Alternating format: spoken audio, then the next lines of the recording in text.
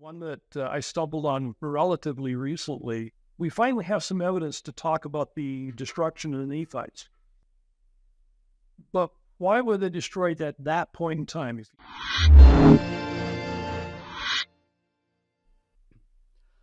Welcome, everyone, back to For All the Saints podcast. I'm really excited to have Brant Gardner with me here. And Brant, it's great to have you. I'm going to reiterate thank you. I'm going to reiterate like I did with the last episode I did. I'm still in this hotel setup, and I've come down with an illness today. So I'm going to try and limit my sniffling, my coughing, but you're going to have to stick with this horrible bunged up. I've got my honey and lemon on the floor, and but first things first, Brant, I wanted to get straight into asking you, why did you choose to pursue a whole career on the Book of Mormon and studying the Book of Mormon? Or was that your original intention even? It's hard to know what the original intent was. Once upon a time, I wanted to be an institute teacher, but that kind of faded. And I stumbled upon anthropology, and particularly Mesoamerica, and that sort of diverted me. But one of the things that I think triggered most of it, I was a missionary in Spain, so obviously my mission language was Spanish. I get back to home, and I realized that I'd been preaching and talking about, in this particular instance, the great white God.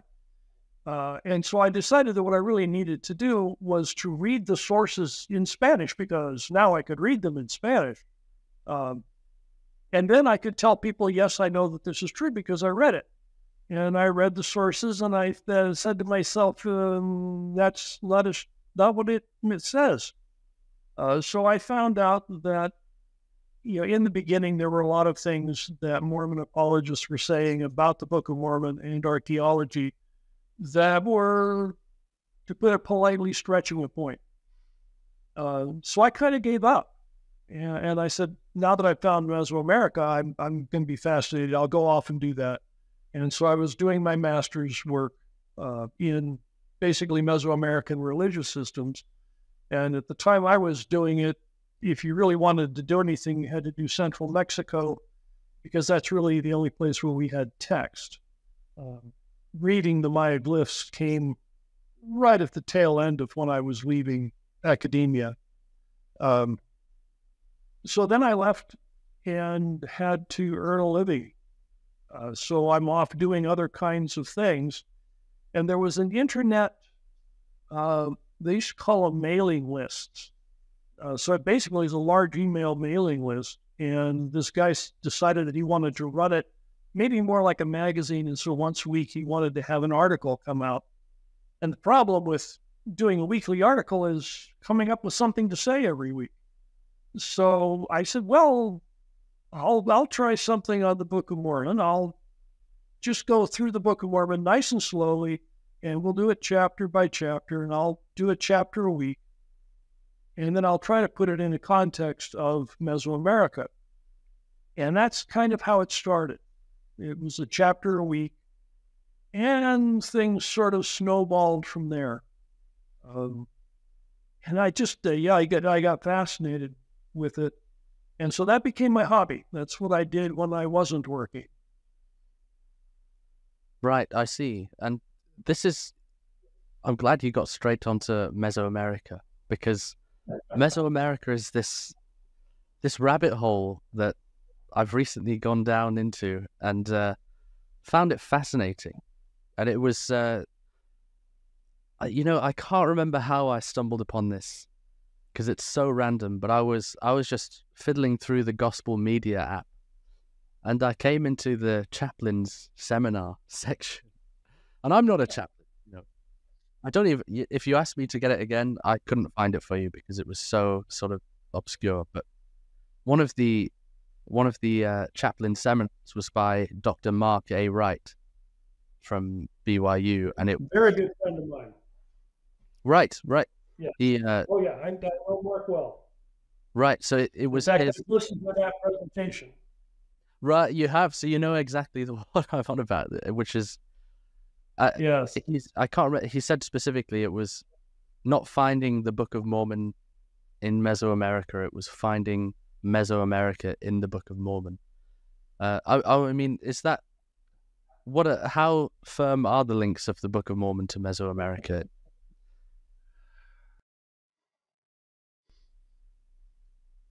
If I back up for a second, one of the things that people will frequently say is that there's no archaeological evidence of the Book of Mormon.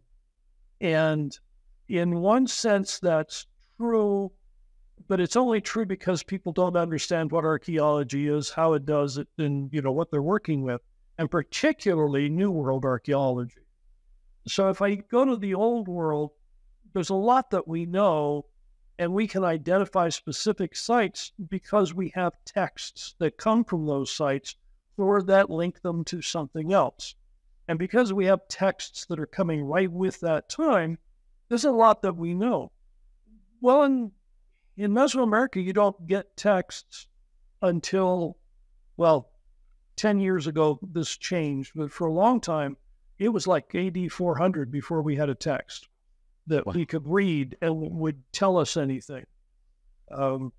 More recently, they found one in, I think it's 100 BC, but it's a painting. And the difference is, in Mesoamerica, it's a really harsh environment. Finding this painted temple was a miracle. It's the only one they've found, but it cannot have been the only one that existed. The area will destroy things you lose things if they're painted, typically. So books that are on anything that is perishable, perished. And that's long before we ever got the conquistadores there that aided that process. So what we have in the New World is we have all kinds of things that we dig up, and then we have to say, okay, what does this mean? How does it fit in? You have to interpret the physical remains. Well, that gets complicated because in some cases we don't really know how to define them. For a long time, we didn't even know what Maya cities were called. We didn't know what name they had. We gave them a name, but it wasn't the one that they knew. For example, everybody knows the beautiful site of Palenque. Palenque is the one that has the big tower on it. And it used to be in the blue cover Book of Mormon because there was a tower. And of course, Benjamin had a tower. And so we're supposed to see that tower and do something with it. So we have that name of Palenque, but we finally found out that it is Lacamha. So Lacamha is big water, not the name we gave it at all.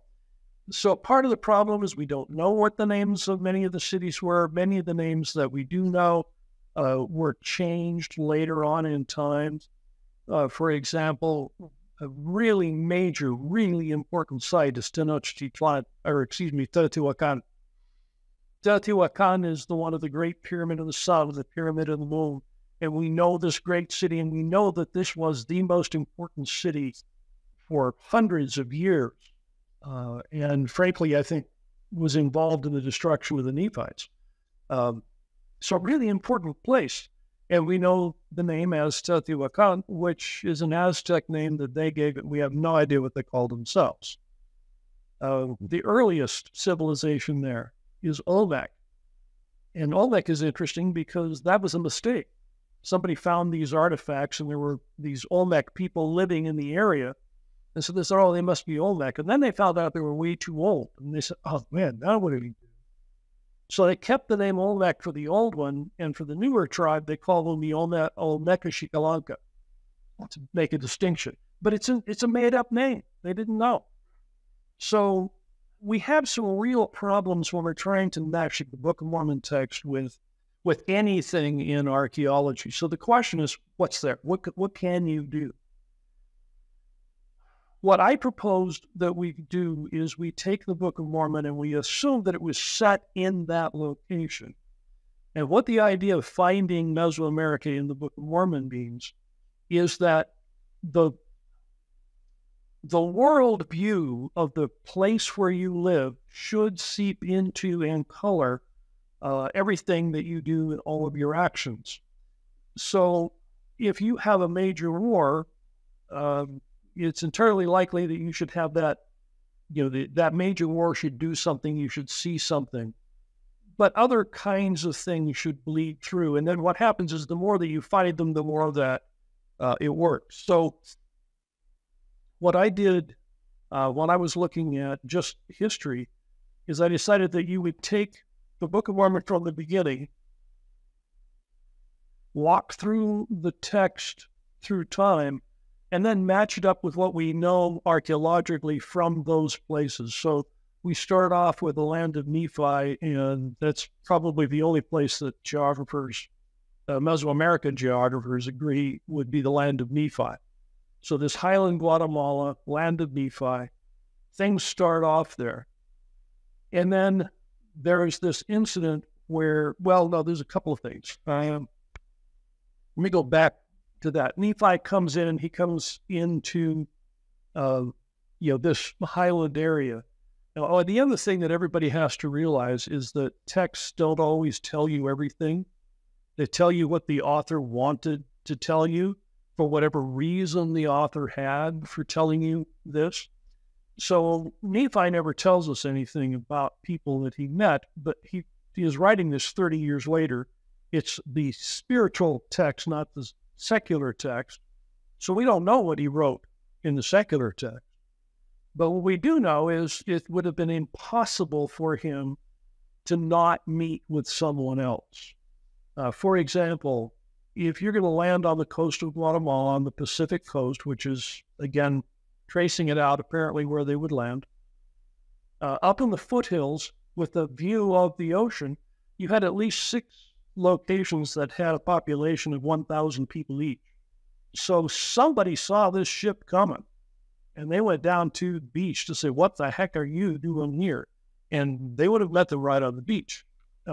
So when you get the separation of Lamanites and Nephites, it's not just the brothers saying, goodbye, I'll take my tent and pitch it somewhere else. They're going to completely different peoples and different places and merging in with people that are there.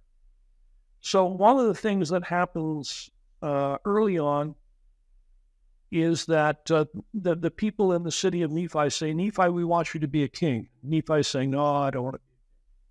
Well, that's unusual. If you're an anthropologist, you're looking at this, and you're saying, first of all, if this is only people that came across the ocean, maybe 20 people, there's no way you get a king. It's just impossible. Nobody does this. So in order to have a king, for people to want one, you're going to have a larger population. And then the question is, why do they want a king? Why is that something important? Well, it turns out that at that particular time period in highland Guatemala, cities are organizing themselves into kingships. And so it's happening all around them. So why does Nephi's people want a king? Well, they've got a king. I want a king. It's happening. It's all around them. The other one that gets interesting is in the book of Jacob. Jacob goes to preach a sermon. And he says, I'm not going to be good to you. I'm going to, give you a little whiplash in here, tongue lashing. And he brings up 2 things that are really bad. One of them is polygamy, and the other is costly apparel. Why those 2? Why at that point in time? This is pretty new in the city. So, why? And if there's kind of a shortage of women around, why is one man trying to bring more of them in? And again, in this whole idea that you've only got 20 people, you don't have enough women to do polygamy. So it doesn't work unless you look at the bigger picture. Well, in the bigger picture, why would these 2 things go together? It just so happens that, again, at that time period and in that place, they are starting to develop commerce. And the archaeologists that are looking at the data are talking about how this begins. And they talk about people who are aggrandizers, people who are trying to do better and to basically create commerce. Well, farmers learned a long time ago that the more children you have, the easier it is on the farm. And people who are producing, for lack of a better term, a factory, if you're creating something, the more people you have to work for you, the better off you are. And if they're your children or your wives, that works even better. And so polygamy was something that, again, was not only happening, but was specifically happening at that time period because these aggrandizers were trying to improve their situation. Well, why does that go with costly apparel? Well, in that part of the world, people wore their wealth. You didn't have a bank. If somebody wanted to know that you were wealthy, they looked at you and they could see. Well, next problem you have is, how do you become wealthy? How do you get costly apparel? If you live in a small village, traditionally in villages, everybody has access to the same materials. They have access to the same dyes. And it's not unusual that they have the same pattern of clothing. I was in Guatemala, and this one person said, yeah, if you see somebody walking down the street, you can pretty much tell which town they came from by what they're wearing. And that's the town. That's not a nation. That's the town. So costly apparel, how do you get it? Only by trade. In order for something to be more valuable, it has to be rare. Something that I can make myself and do just as well as someone else, I'm not going to buy for it. I'm not going to call it costly. And so there had to be trade. And all of these factors are right at that time period. And so you say, oh, the Book of Mormon actually fits exactly what's happening at that time and place. And it explains why things are happening in the Book of Mormon. Right. So, yeah, that's where things get really interesting, is when you start getting this mesh where you look at Mesoamerica and you say, okay, I can see where the connection is. But then in addition to the connection, I can now see how that connection teaches me something about the Book of Mormon and makes the Book of Mormon experience richer than it was before I had those connections. Yeah, that's fascinating. I love this stuff. But hearing about it, it reminds me, I don't know if you watched the recent Netflix series, Ancient Apocalypse, the Graham Hancock, we share a surname. Yeah, Well, Graham Hancock was involved. No, I didn't watch. not my favorite guy. Well, this leads me on to the next question of since he has sort of had this rise, there has been controversy and groups of people saying, well, how can we trust archaeology in the study, because they don't, because he's saying all this stuff about the industry and the academic side of it, saying they won't look at this, they won't take any of it seriously, but you look at the evidence. And I suppose what you and a lot of Book of Mormon focused archaeologists and anthropologists and academics are doing is looking at this in a way that no one else would look at it, because we look at it with an eye of faith. And do you ever think that the Book of Mormon would be taken up as a more wider study in archaeology? Do you think, does archaeology take the Mesoamerican link seriously? First of all, no, they don't, and it's understandable, because it requires a religious connection, and that certainly isn't what you want to do in the academy.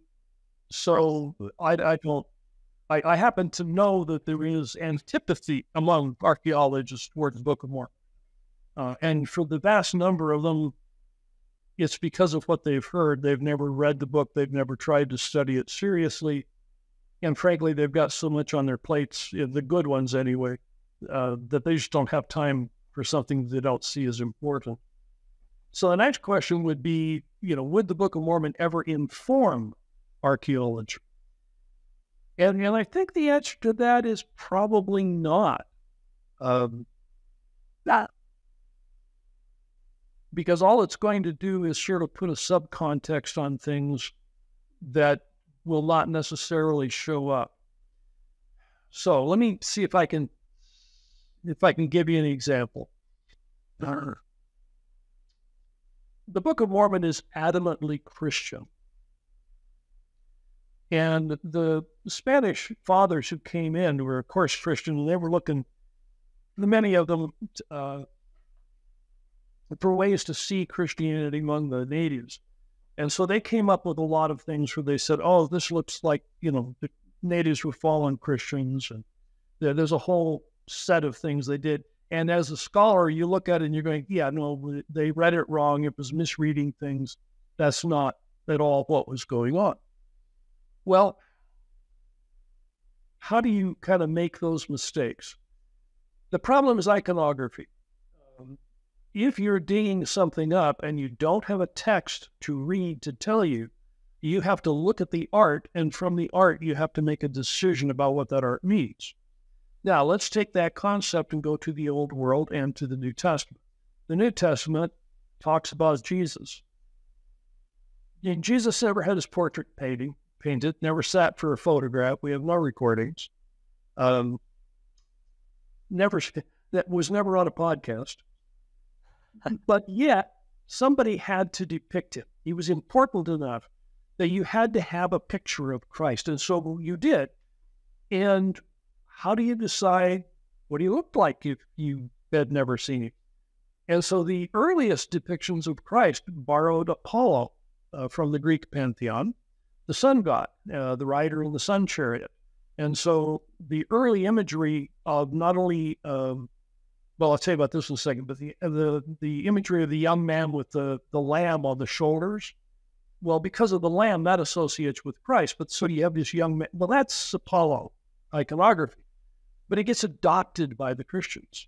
Well, the Christians adopt Apollo, and one of the things that will happen with Apollo is he will have the sun disk behind his head to show you that he is associated with the sun. Guess where halos come from? All of the early art will have these discs behind the head, and it's coming from this art. Well, this is borrowed from mythology of another people. This isn't pure Christianity.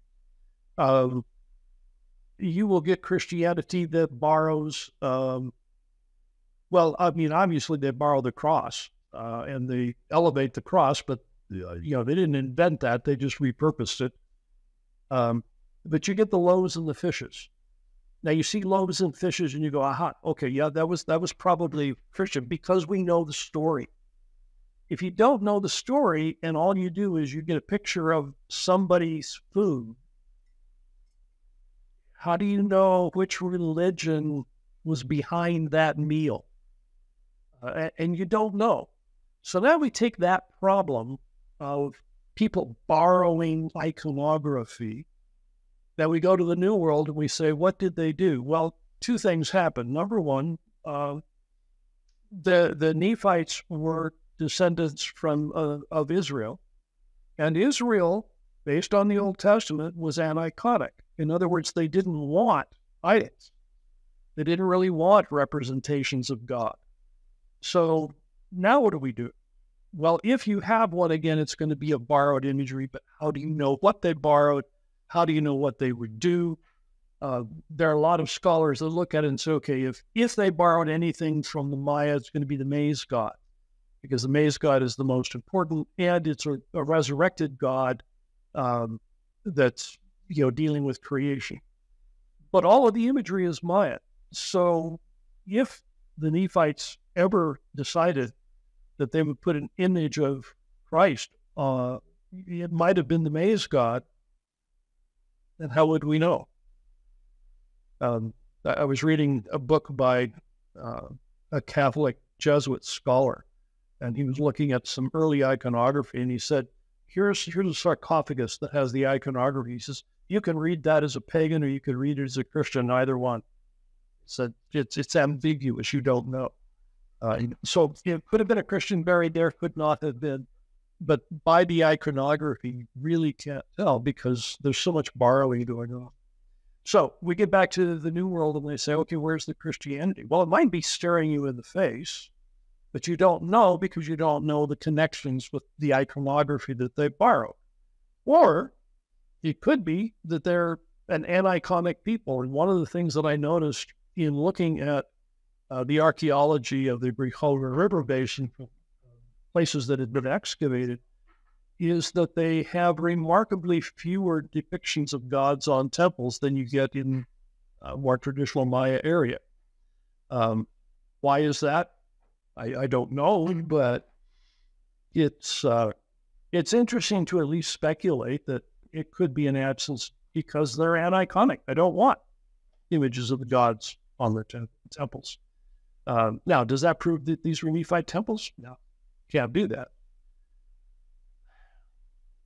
But it fits into a context where you can say, all right, could be. It doesn't. It doesn't bump back up against problems. Where you say, oh, that couldn't be true. Right. See, this is why this sort of attitude to it is why I thought you might have liked Graham Hancock. He's a little too far out. Right. Most archaeologists and anthropologists are a little more careful than he is. And I would probably... there are Latter-day Saint ethologists for the Book of Mormon that I think are very similar to Ralph Hancock, and similarly are not as careful as I wish they would be. Right. Yeah, I don't think Hancock is careful at all, is he? He's very sort of scathing and outspoken about it all. So yeah. It's much more interested in the spectacular than the authentic. Right. That's interesting. So for you, what has been the most fascinating, exciting link to Mesoamerica with the Book of Mormon that you've found or that you've heard of? The most exciting one, it was one that I stumbled on relatively recently, although some of the groundwork had been laid earlier. But we finally have some evidence to talk about the destruction of the Nephites. And one of the problems we have with the Book of Mormon is that we assume that the Book of Mormon is written as a modern history would be written. And so everything that's there is in the book because it actually happened that way at that time. And nothing else happened. And we don't look at causation because we're just getting that one story. And we forget that Mormon is crafting this thing. He's pulling things together so that we see what we see. Well, what becomes an interesting question in the destruction of the Nephites is, okay, they were destroyed.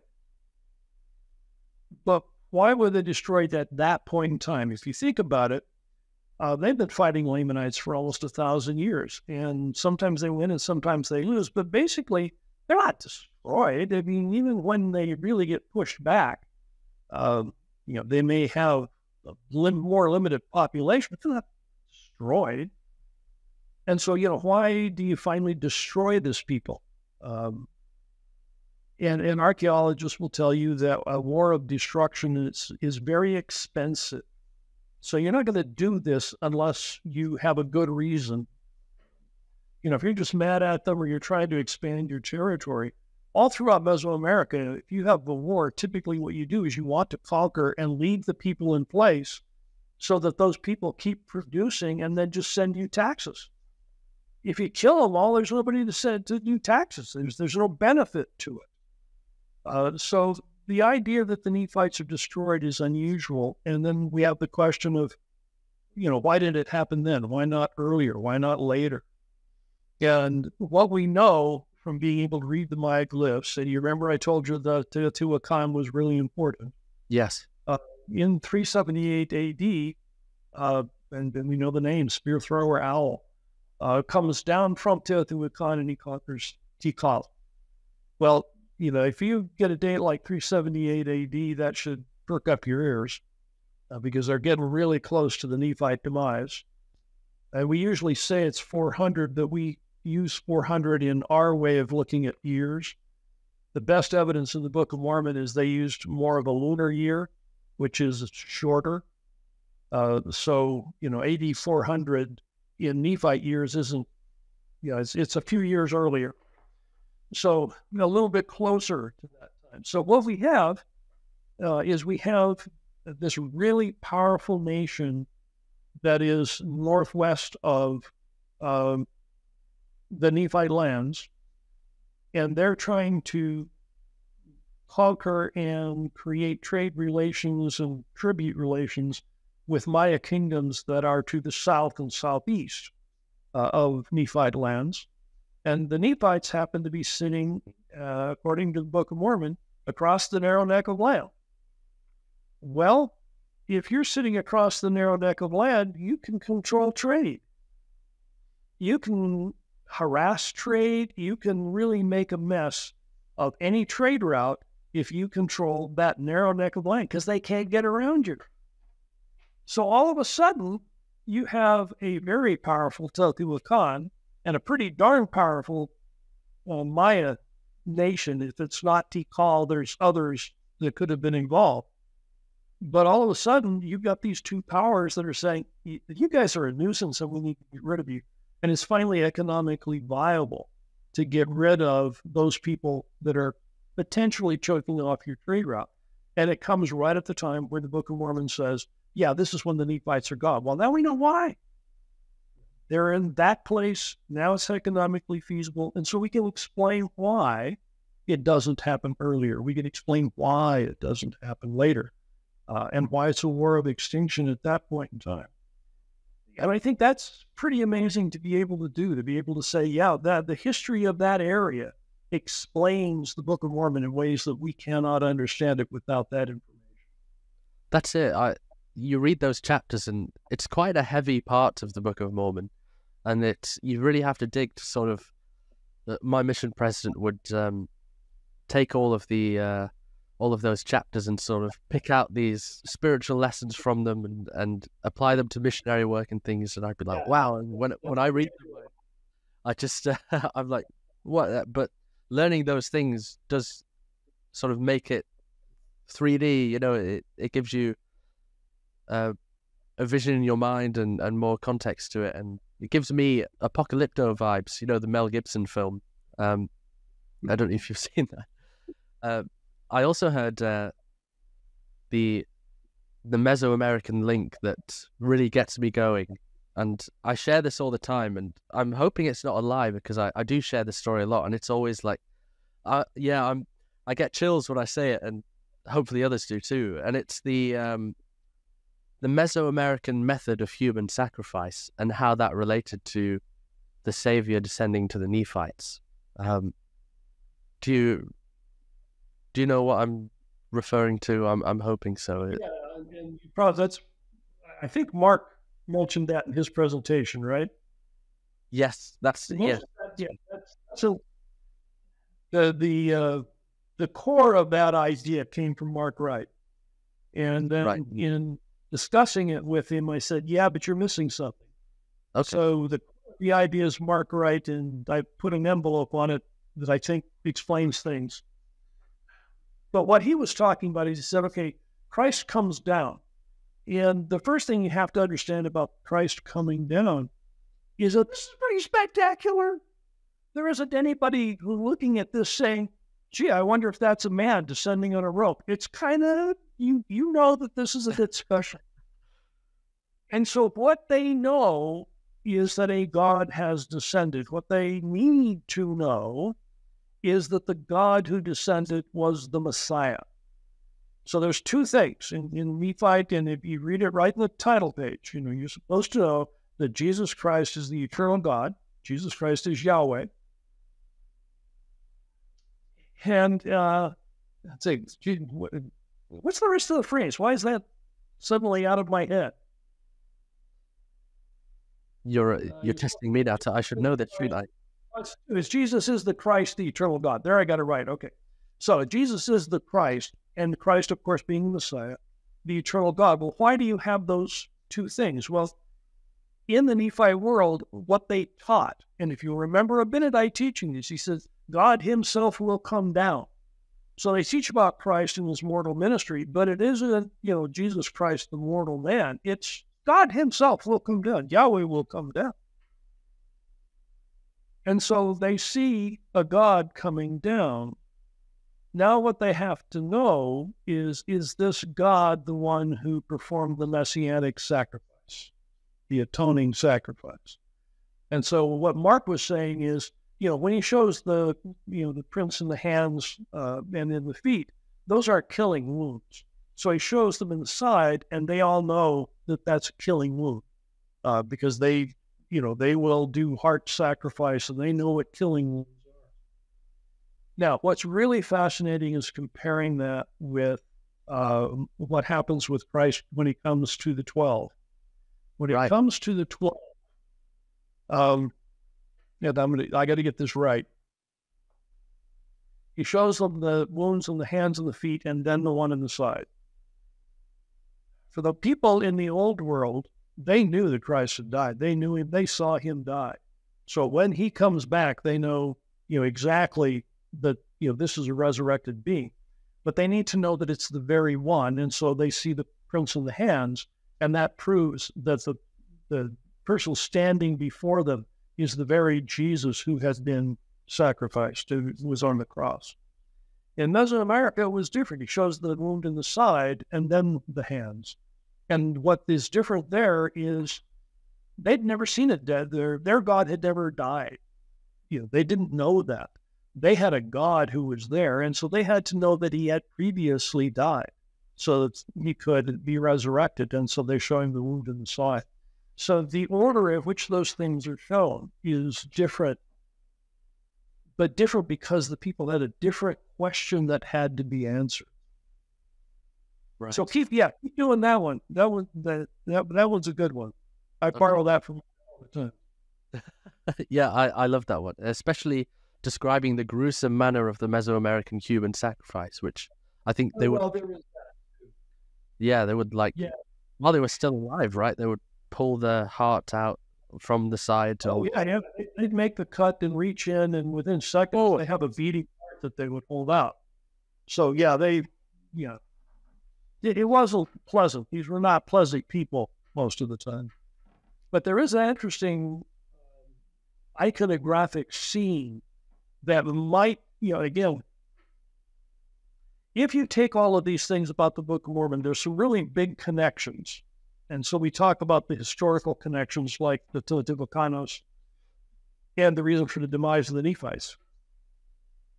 Once you fit that in and you say, I can accept that cultural context, then other little tiny things that you see can't be proof of the context, but you can see how they would be influenced and they would come into the Book of Mormon. So Mark again was talking about, Alma, who says, do you have the image of God graven on your face?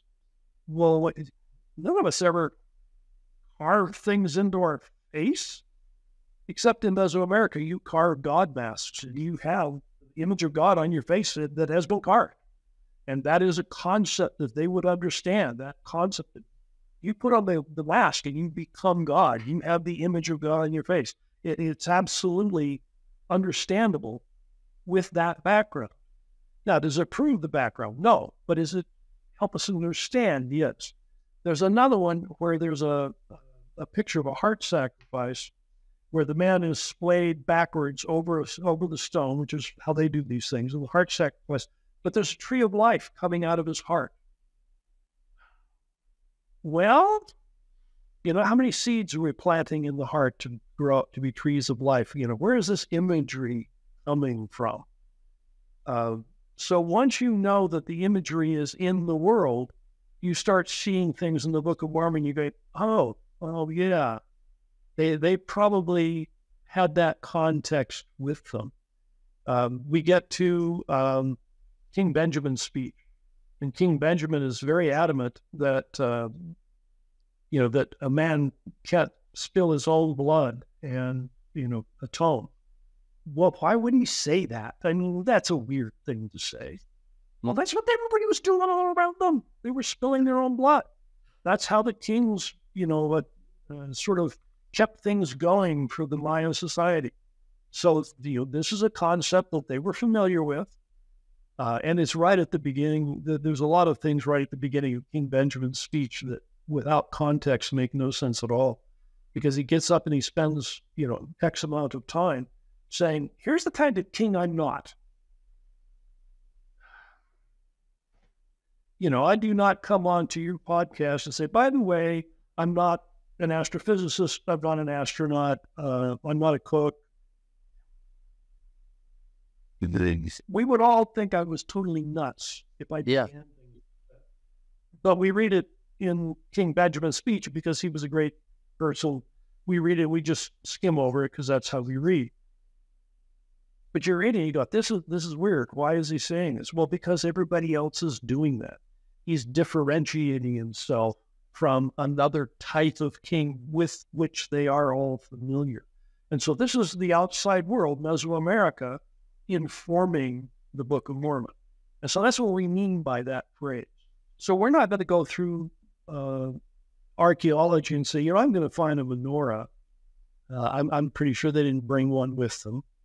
I have no idea what a Nephite pot would look like, but I would assume that the Nephites cooked in pots that looked like everybody else's pots. I'm a Latter-day Saint, and my pots look like pretty much everybody else's pots. There's no such thing as a Mormon frying pan. So for material culture, we're just not going to find it. What we are going to find is looking at that text, reading it carefully and saying, here is how that world informs what we see in the text. Right. Now, I want to get on to some of your more recent work, which I've been reading all week. I'm more interested in that because that's what I've been doing more recently.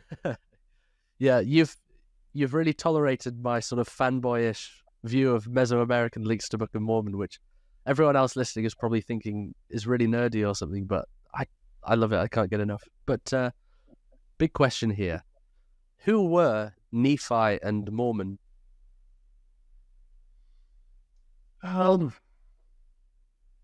They're interesting bookends to our text of the Book of Mormon because Nephi is a particular kind of person in bringing a lot of the old world with him, and the way he writes is informed a lot by who he was.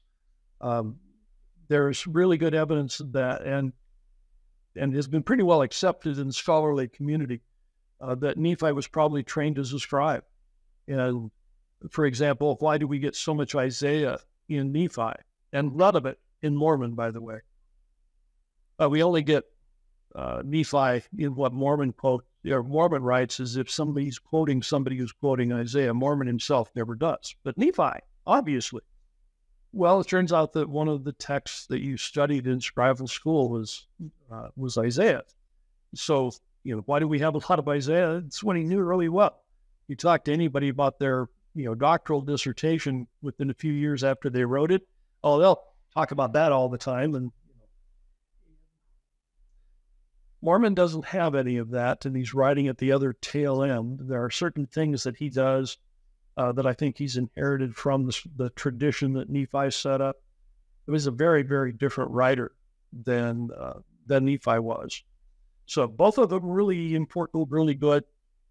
I have spent way more time with Mormon because I think he's much more interesting as a writer than Nephi was. Right. And why do you think it's important? It's because your focus, and from the resources that you sent to me as well that I've been reading over, is a lot about learning how the Book of Mormon was written, as well as the substance. Yeah. We try to understand the Book of Mormon, but we tend to only understand it in little tiny snippets. We are modern people. We like things that are quick. Yeah. We don't like to spend a lot of time on something. And that's not the world that those people came from. They didn't mind spending time on things. They didn't have any much else to do anyway, so they could spend time. To really understand the Book of Mormon, it helps to understand how the stories are being put together, and then you can understand why they're being put together. You can see recurring themes. So, for example, you look at First Nephi, and most of First Nephi is just an incredibly well planned out, carefully written discourse. And Nephi is selecting exactly the stories he wants to tell. But every once in a while, he'll go on and go, shoot, I forgot something, and he'll put a little aside in. And it's kind of interesting to see that part of the writing process. You can see Nephi, who has really planned out exactly what he wants to do. And then he's writing and he goes, oh, shoot, I missed something. or by the way, that reminds me of something or triggers something else. And so you see him doing that, and it's fascinating to know when it's something that he intended to do and something that was something he forgot and put in, or sometimes something through inspiration. The Psalm of Nephi is beautiful. We love it. It was not planned. It was. There's evidence that shows that was sort of a spontaneous insertion into his text. When you get to Mormon, it gets even more complex because Mormon, there really isn't anything in what Mormon wrote that is there just because it happened. He had this 1,000-year history and could have reported on all kinds of things, and he did not. So he selected exactly what he wanted to tell because he had a message. Well, that means if we can see how he constructed it, we know more of what his message is and what he's trying to do. So one of the things that I looked at were, why did chapters end? It's, questions you just never think of asking. Yeah. And it turns out in Nephi pretty much has chapters that fit contexts and storylines. And then there's one thing that happens with both Nephi and Mormon. If you get what I'm calling a testificatory amen, in other words, he's written something, he's saying, amen, I testify that. So that's different from, for example, a recorded prayer. The Zoramite prayer ends with an amen, but he's just recording that. He's not using that as a testimony to say, yes, this is what I believe. But both from Nephi and Mormon, you get this testificatory amen, and it creates the end of a chapter, whether the story's ended or not.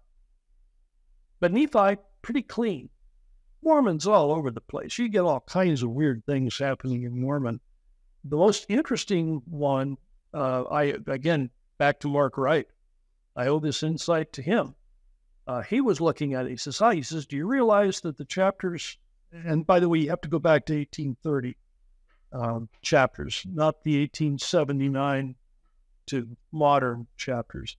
Orson Pratt changed where the chapters go. And so if you really want to know what the original authors did, you have to go pre-1879. But if you go back to that, looking at what those original chapters were, the most fascinating one, Mark says to me, he says, they all end on these 5-year periods. Well, it turns out that it's not a 5-year period. It turns out that Mormon does that if he doesn't have any other reason to end a chapter. It's sort of like, yeah, okay, I don't know what else to do, so I'll end a chapter, and he does it on these 5-year markers. But what's interesting about that is Mark says, conceptually in the Maya world, a 5-year period was a conceptual unit of history. And in the plazas of many of these temples, they would put up a stela every 5 years to commemorate the events of the previous, or the most important event of the previous 5 years. And so this concept of the 5-year historical period being significant, all of a sudden shows up in the Book of Mormon. Oh, yeah, okay. So that one's fascinating. There's other things that are interesting about, why we have and it came to pass. It turns out that and it came to pass is actually really important. This is was it Mark Twain who mockingly said if you took and it came to pass out of the Book of Mormon, you wouldn't have a book or something along those lines? Yeah. Yes, yeah. Yeah, he also called it chloroform in print, which was a play on Book of. So he read enough that he could poke fun at it, with some pretty sophisticated things. Twain was not reverent for anything. Yeah. But this and it came to pass. It turns out, in the ancient world, you don't have punctuation. It's an oral tradition. And so how do you know where paragraphs are and things change and move around? Well, you do it with sort of textual markers. And Hebrew did this, and it came to pass was one of them. Turns out that the Maya will do it, and we see it on Maya Stelae. And basically, you have two of them, which is "and it came to pass" and then "and now." And what happens is "and it came to pass" moves the narrative through time.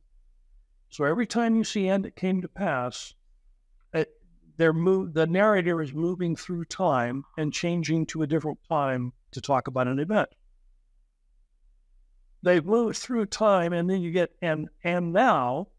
That's an event that's at the same time period as everything else. And so, when you hear these things, you go, okay, yeah, I know how to mentally put these together.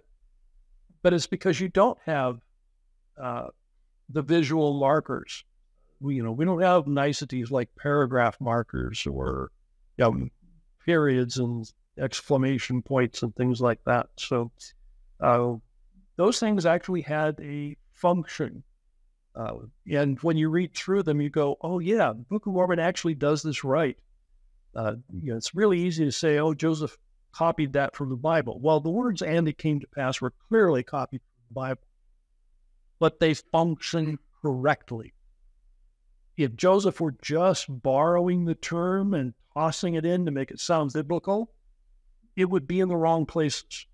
It wouldn't work because he would be using it, not as a native. And there's some other things where it's, pretty clear that there'd be a language with trying to figure the eths and the these and thous.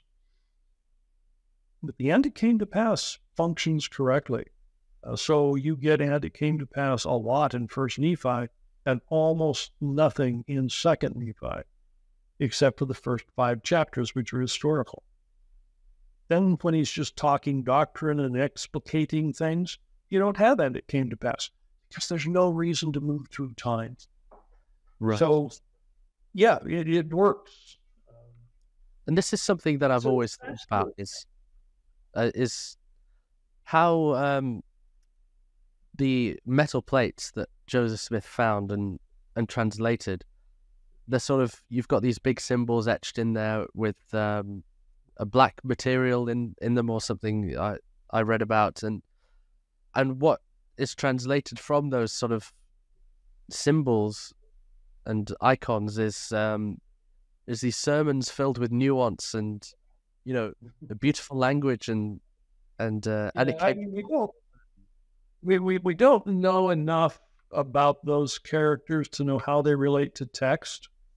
So when we look at questions of translation and how the actual words appear, we're left with the text itself, where we have to make determinations based on other factors.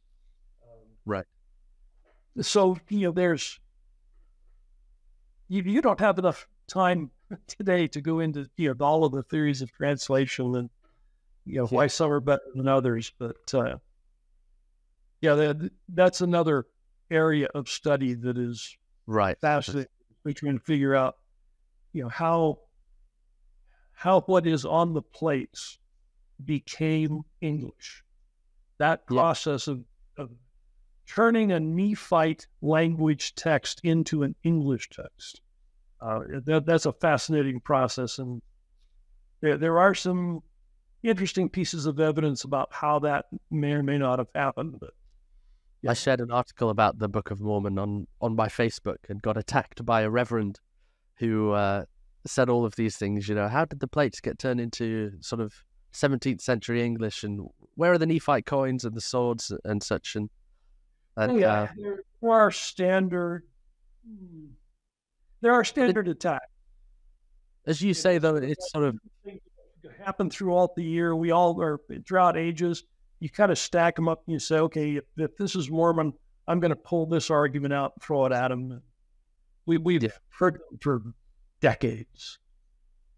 But with regards to this sort of imagining Nephi inscribing on and engraving these metal plates, was Nephi, do you know if his family were, Lehi and Sariah, were they elites in the old world in their community to sort of have that learning?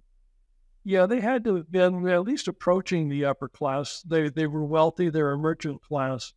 He has a business as at least some kind of a metalsmith, because we know he has gold and silver. You only have gold and silver if you're going to do something with them.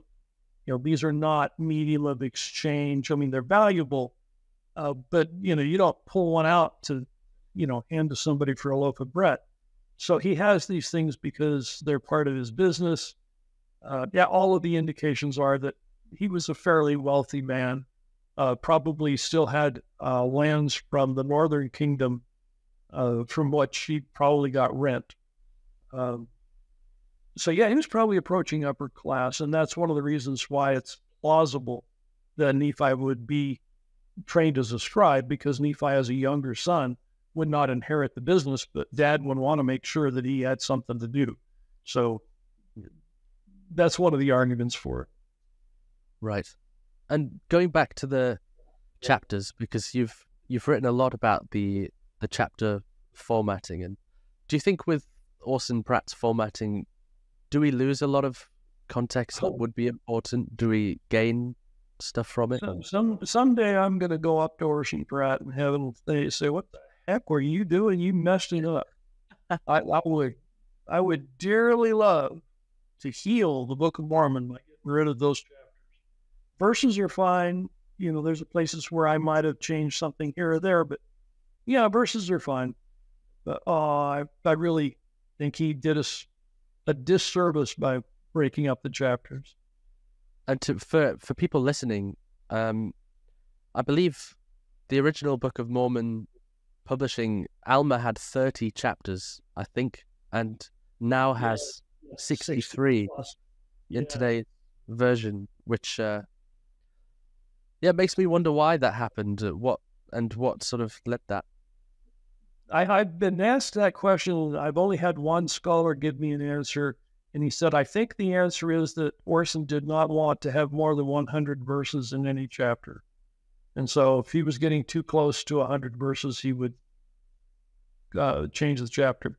There's a couple of places where I think he recut them because he looked at them and he said, "Oh, this shouldn't have ended here. This should have ended somewhere else." And so he moved the chapter ending around to make more sense. And we missed the fact that the original writer had a reason that we don't understand.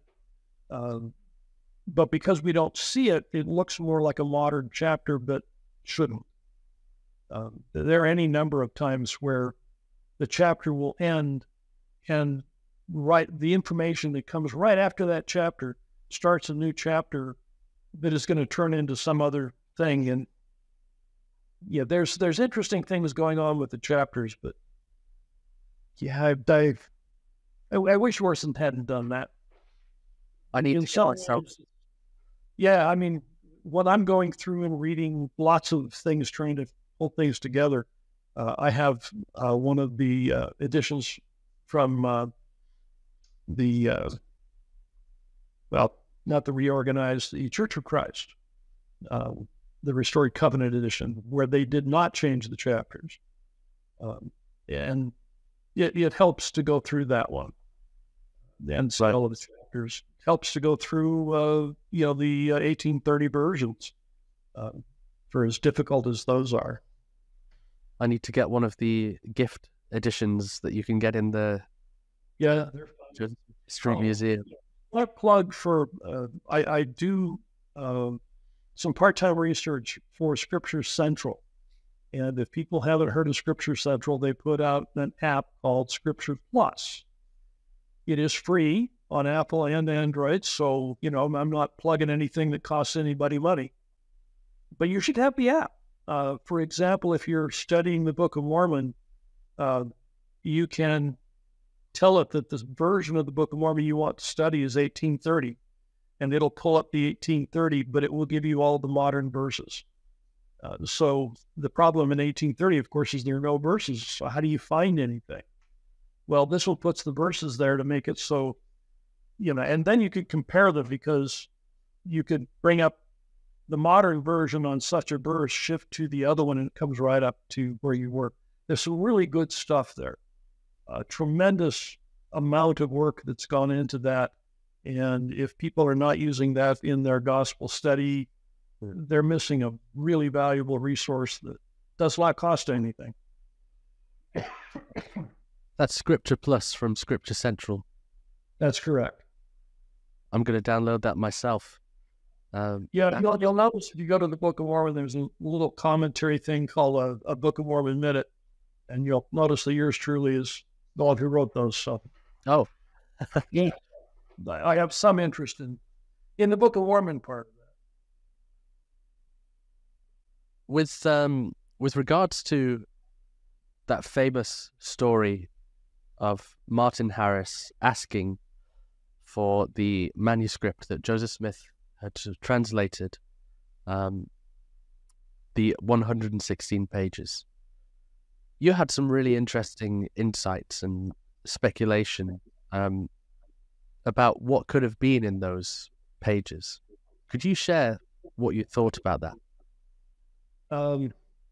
I'll do what I can quickly, and you'll notice we're running out of time here. I'm going to have to leave in a few minutes. If you look at the text of the Book of Mormon, there are times when what we have refers to a story that was there, and there are ways that Mormon is telling the story that tells you that he already knows some of these early stories. So you can reconstruct much of what was there based on other things that you see.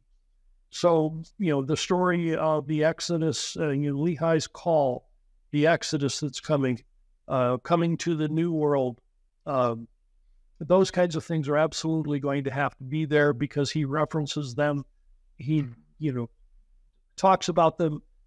He never knew information. He just assumes that you already know that. So clearly he wrote those in. One of the things that I suggest is that we're missing an introduction.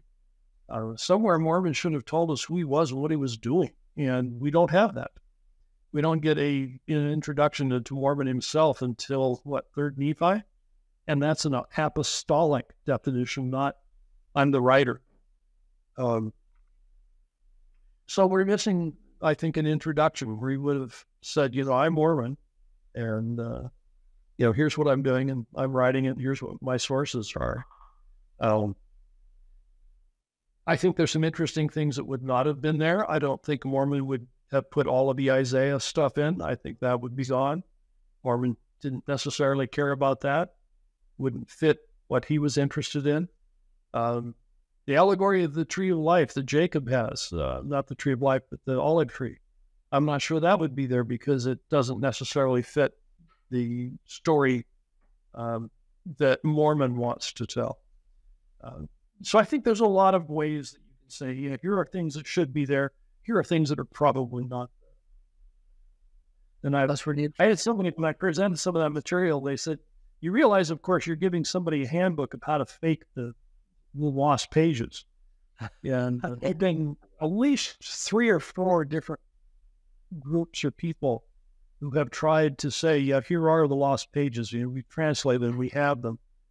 And as soon as you pick them up, you're going, this is somebody who's read 1st and 2nd Nephi, and they're trying to make a different version of it based on 1st and 2nd Nephi. And they have no clue that that's not how Mormon would have written it all. So you can tell really fast that those things are forgeries because they've just got it wrong. You know what their source is, and they've used their own source. Right. That's interesting, don't it? Yeah, because I remember that was sort of a more recent news story a couple of years ago, maybe, when that was brought up. But Brant, I really appreciate your time. I've loved speaking to you. I wonder if, I know we're running out of time, but if very briefly as a sort of concluding point, you could share a piece of advice or tips for anyone struggling with their faith in the Book of Mormon, or, there are so many points of debate and... There is no reason to struggle with faith in the Book of Mormon if you really go in depth to it. If you skim the surface and listen to people who are throwing out quick things, then it'll sound like there's a problem with the Book of Mormon. But if you really dig into it, there is exactly one thing that I haven't been able to find at the right time and place, and that's metallurgy. So I've got one thing hanging, but that's a really big book. And there's a lot of stuff there, and there's a whole bunch of things that work extremely well. So I'm not terribly bothered by the fact that we haven't found that one thing yet. And I suspect that there's some reasons why, but anyway.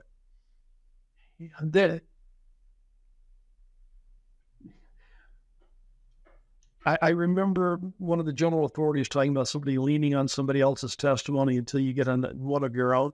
You can lean on mine on the Book of Mormon and lean on it hard, because we were just figuring it out last night with a couple of people, and I'm now 30 years into serious, exclusive work on the Book of Mormon, covering as much of it as I possibly can. And the darn thing holds up extremely well. So yeah, it's there. Trust me that it's there. Spend the time to find it. Thank you. And I'll add my witness too. I love the Book of Mormon, and I've come to know, not necessarily through archaeological ways, because I'm completely unqualified in there, but through spiritual means and experiences that I'm really grateful for. And Brant, thank you for your time. If people want to sort of follow you and read your stuff, I'll put links in below, but is there anything specific you want to point them to? No. Now, if somebody's interested in what I've written, go to Amazon and put my name in. You'll find a whole bunch of stuff. If you're interested in, lectures or things, you can go to YouTube and put my name in and find a bunch of stuff. It's not hard to find. Easy. Thank you again, and I hope you have a good day. Thank you. It's been fun. It has. Thanks.